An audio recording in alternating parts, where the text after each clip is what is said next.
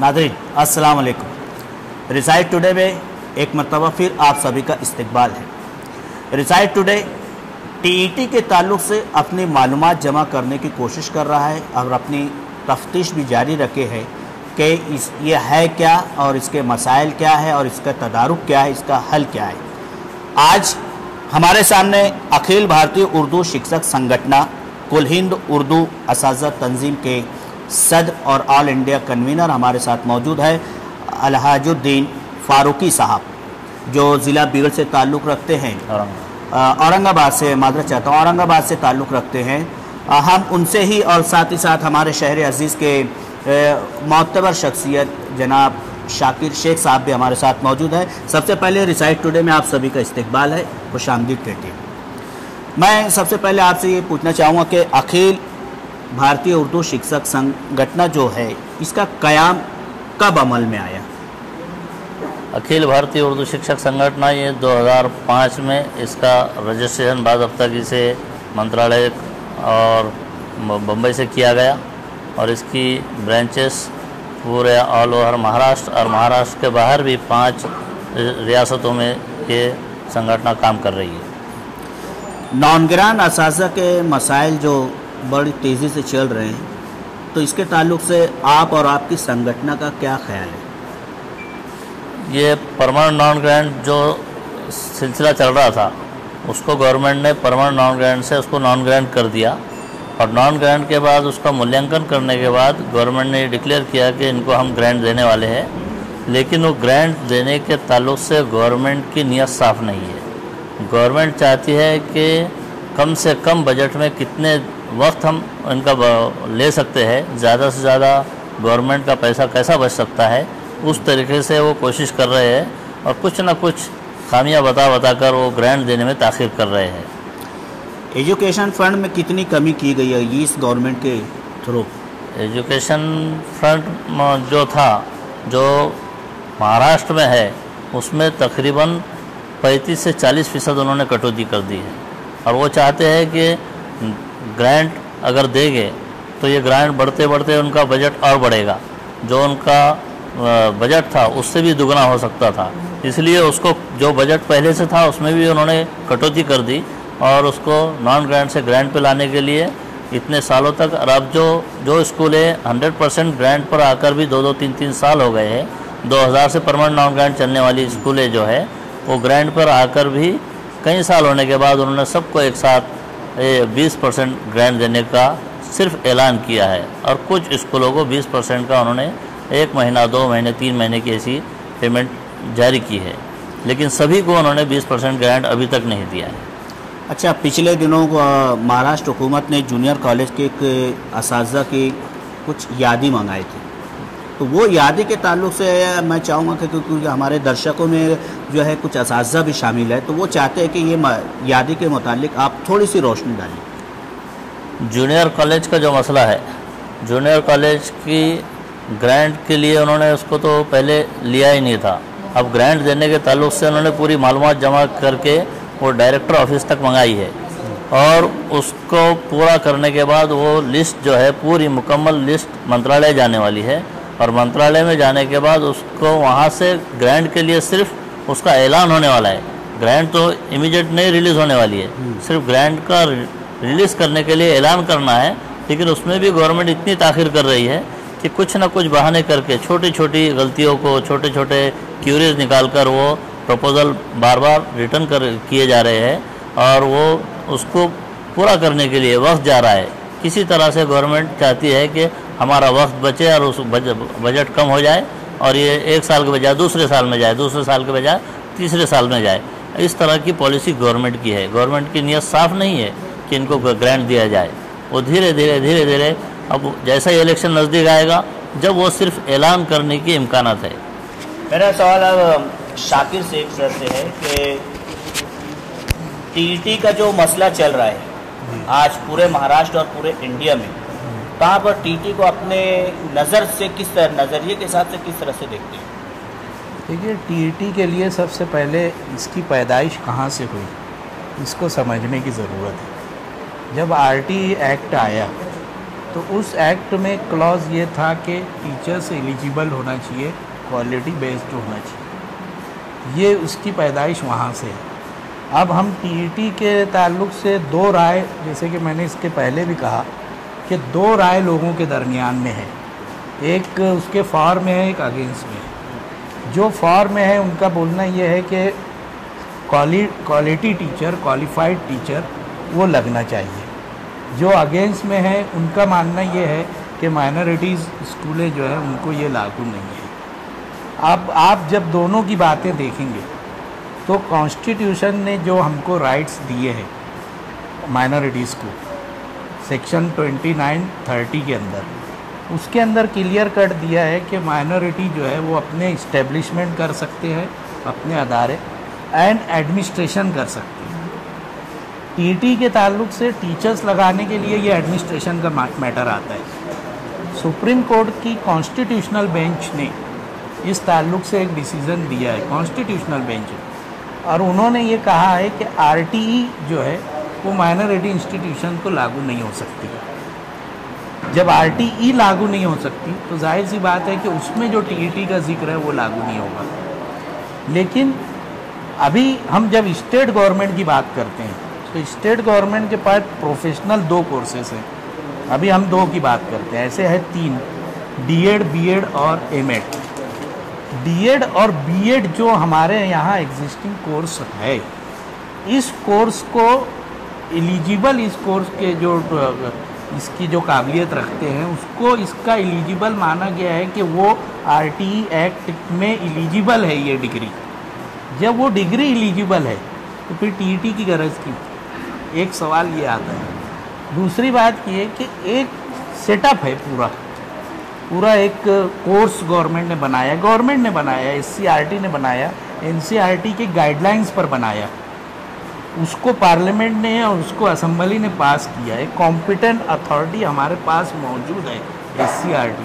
तो एससीईआरटी का डीएड का और बीएड का कोर्स है, एनसीटीई का बीएड का कोर्स है। जब ये कॉम्पिटेंट कोर्स एक टीचर कर उसके काबिल बना, जब ये उस काबिल बन गया तो आप एक इम्तिहान देकर टीईटी एलिजिबल होंगे तो टीचर बनेंगे।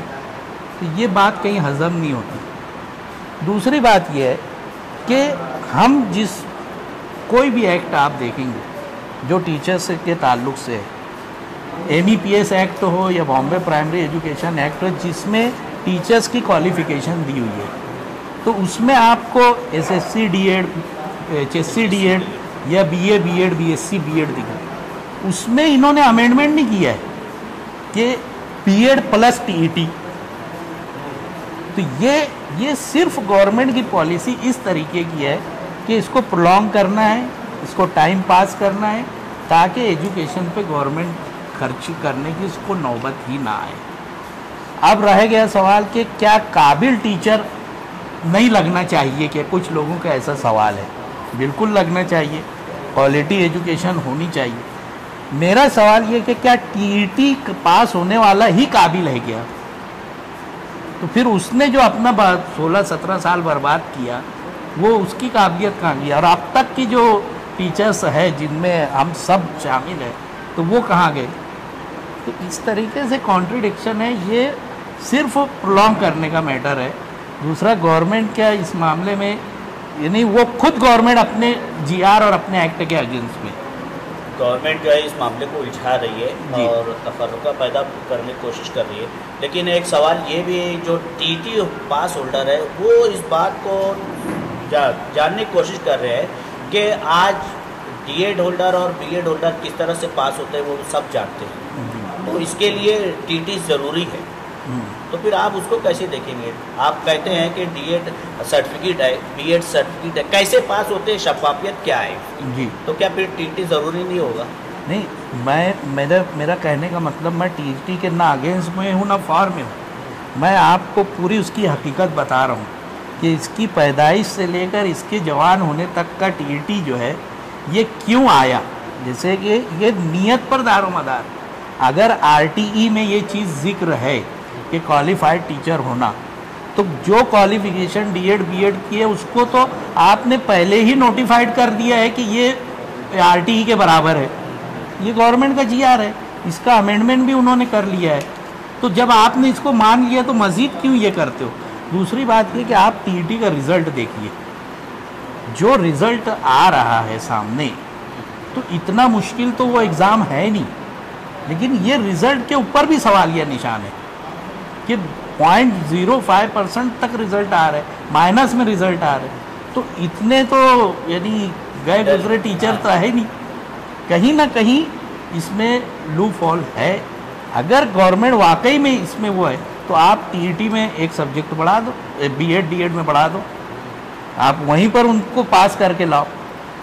पहले BU MS वालों को परमिशन नहीं थी, एलोपैथी का एक सब्जेक्ट पढ़ा के उनको इक्विवेलेंट किया गया, तो आप इसमें भी कर दो।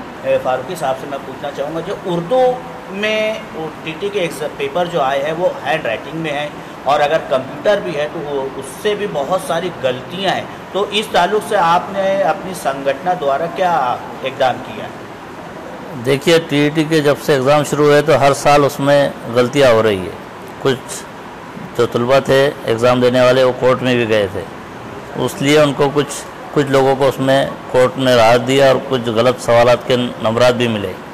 लेकिन हमने जो उनके कमिश्नर होते हैं, जो परीक्षा परिषद है पुणे में, उसके जो कमिश्नर हैं उनको 2-3 मरतबा उनको मेमोरेंडम दिया, एक मरतबा मीटिंग भी की और उनको कहा कि इसमें आप ऐसे लोगों का जो पेपर सेटअप करते हैं, ऐसे लोगों का तकर्रुर करो जो उसके जानकार है, और उसका प्रूफ रीडिंग करने के बाद ही वो पेपर आप पब्लिश करो। तो उन्होंने तयक़ुन दिया था कि हम ऐसी कमेटी बना रहे हैं और उनसे जो है पेपर सेट करने के बाद हैंड राइटिंग में भी रहेगा और टाइप में भी रहेगा, लेकिन उसके बाद भी उसमें गलती आ रही है। तो कहीं ना कहीं ये उसका जो परीक्षा परिषद है इसकी भी बहुत बड़ी जिम्मेदारी है, और वो उनकी जिम्मेदारी सही तरह से नहीं निभा रहे हैं, और उसका खामियाजा हमारे तलबा तालिबात को उसका भुगतना पड़ रहा है, उनका रिजल्ट कम आ रहा है। नहीं, वो स्टूडेंट जो है, तलबा तालिबात जो है, उसका तो नुकसान उठा रहे हैं, तो फिर ये परीक्षा परिषद पर क्या एक्शन होना चाहिए? आपकी संगठन इसके लिए परीक्षा परिषद पे एक्शन होना चाहिए, इसलिए हम गवर्नमेंट को लिखा है, हमने गवर्नमेंट को हमारा मेमोरेंडम दिया है कि ये परीक्षा परिषद इसके काबिल नहीं है। तो उन्होंने उनके लिए कोई हिदायतें दी है कि एक बोर्ड बनाया जाए, उसमें उर्दू मीडियम के जितने भी पेपर जो छपने वाले हैं, बनने वाले, वो कमेटी के तहत होना चाहिए। लेकिन अभी वहाँ पर भी परमानेंट कोई उनका जो है, एक आता है फिर दूसरा टेम्पररी रहता है, अभी रिटायर हो गए, अभी दूसरे के पास चार्ज है। तो ऐसी कहीं ना कहीं वहाँ पर भी परमानेंट जो उनका कमिश्नर है वो नहीं है अभी वहाँ पर। तो इस साल साइड पोस्ट, हाँ साइड पोस्ट है वो, इसलिए वहाँ कोई दिलचस्पी से काम करने वाले नहीं। लेकिन हमने गवर्नमेंट को कहा कि साफ तौर से अगर गलतियाँ होंगी तो ये पेपर क्यों बनाते हैं, हम उसका बायकॉट करेंगे। संगठन TET की मुखालिफत तो नहीं करती, लेकिन TET का जो GR लाई है गवर्नमेंट ने, हम चाहते हैं कि जो 2013 से लेकर GR निकलने तक जो टीचर्स जिनका अपॉइंटमेंट हो गया है उनको उसमें सहूलत मिलनी चाहिए। और 2013 के अब जो GR आया है इसके आगे के जो आप भर्ती करना चाहते हैं, TET लेना चाहते हैं तो लीजिए, उसके लिए हमारा कोई मुखालिफत नहीं है संगठन की भी, कि हम चाहते हैं कि TET होना चाहिए, क्वालिटी बढ़ेगी। लेकिन जो लोग लग गए उनके मुस्तकबिल से क्यों खेला जा रहा है, उनको क्यों रास्ते पर लाया जा रहा है, उनको क्यों भूखा मारने के पीछे गवर्नमेंट पड़ी है। उनको कहते हैं कि तुम भी TET कामयाब होना चाहिए, नहीं तो हम तुमको भी निकाल देंगे। तो ये गलत फैसला है गवर्नमेंट का। GR अभी निकालते हैं और 2013 से लागू करते हैं। रेट्रोस्पेक्टिव इफेक्ट कैसे होगा? मतलब ये हुआ कि संगठन जो जॉब पे है उनके लिए भी काम कर रही है और जो नहीं उनके लिए भी काम कर रही है। हम तो कहते हैं कि तकर्रुर होना चाहिए, नई भर्ती होनी चाहिए। बहुत सी जायदादें खाली है लेकिन गवर्नमेंट भरने नहीं देना चाह रही है। बजट बचाने के लिए वो कुछ ना कुछ तरकीबें सोचती है और वो भर्ती नहीं हो रही है। अभी जो गवर्नमेंट की स्कूलें हैं जिला परिषद, तो वहाँ पे बहुत सारी वैकेंसीज अभी खाली है। तो जो TET पास हैं कहाँ दे रहे हैं उनको भी? पहला प्रेफरेंस वहाँ क्यों नहीं दे रहे ना गवर्नमेंट। वो तो लिस्ट तैयार है उनके पास, तो मौजूद है। 4% जो कामयाब हुए उनको दे देना चाहिए था। जितने उनके पास अभी तक कामयाब हुए TET उनको तकर्रुर दे देना चाहिए था। उनका अपॉइंटमेंट हो जाता, कम से कम रोजी रोटी को लग जाते हो। उनके लिए भी गारंटी नहीं, अभी उनके लिए भी रोक के रखा नहीं। भर्ती बंद, 2012 के बाद से भर्ती ही बंद है। 2010 में TET हुई, जो लगे जिला परिषद में हो या नगर पालिका में हो, 2010 के बाद सब बंद है। तो 2010 करके फिर करेगा कोई फायदा तो नहीं। उसके लिए गारंटी नहीं, जैसा सर ने बताया कि तो उसके लिए कोई गारंटी नहीं, टीईटी कामयाब भी करने के बाद कोई गारंटी नहीं है कि नौकरी लगेगी। हो जाता है तो फिर तो तो बात ही चले, खत्म हो जाती वो तो चाहती है गवर्नमेंट के धीरे धीरे एज बार हो जाए, वो घर पे बैठ जाए। नहीं, आप JEE का एग्ज़ाम देंगे, आप IIT जा सकते, NIT जा सकते, गवर्नमेंट कॉलेज जा सकते, ग्रांटेड कॉलेज जा सकते, नॉन ग्रांट कॉलेज, कहीं पर भी आपका एडमिशन तो होना है। आप मेडिकल सेट देंगे, आपको कहीं ना कहीं कोई ना कोई कॉलेज। टीईटी के बाद तो कोई कहीं भी जाना। मैकेनिज्म ही नहीं है। अपॉइंटिंग अथॉरिटी सिलेक्शन करने वाली दूसरी कमेटी है वो। उसके मेरे पास तो ऐसी भी रिपोर्ट है कि जिन्होंने टीईटी पास है उसने इंटरव्यू दिया और उसको मैनेजमेंट ने नहीं लगाया। वो बोलते हमारे इसमें नहीं बैठे आप, और कुछ नहीं हुआ। एजुकेशन ऑफिसर ने अप्रूवल दिया जिनके अपॉइंटमेंट से हुए। अच्छा, इसी मालेगांव शहर में हुआ है। अभी इससे बड़ी यदि क्या बात हो सकती है कि एक कैंडिडेट मेहनत करके टीटी पास होने के बाद यह उसका अप्रूवल नहीं मिल रहा, नहीं मिल रहा है, नहीं अपॉइंटमेंट ही नहीं हुआ। अपॉइंटमेंट ही नहीं हुआ। तो नाज़रीन देखिए, हमारा डिसाइड टुडे जो चैनल है वो टीटी के ताल्लुक से तमाम मसाइल को जानने की, समझने की कोशिश कर रहा है, और इसी सिलसिले में हम बहुत से ऐसे तालीमी अशख़ास से मुलाकात कर रहे हैं जो टीटी को समझाने की और फरमाइश करने की कोशिश कर रहे हैं। आज हमारे साथ कुल हिंद उर्दू असातिज़ा तंजीम के सदर मौसूफ और मोहतरम तहज़ीब हाई स्कूल के तहज़ीब प्राइमरी स्कूल के हेड मास्टर और सारी बातें टीटी के ताल्लुक से बताएं, जिसके लिए डिसाइड टुडे आप सभी के शुक्रगुजार है, और उम्मीद करते हैं कि जब भी इस ताल्लुक से ज़रूरत पड़े तो आपकी खिदमत में डिसाइड टुडे हाजिर रहेगा। शुक्रिया।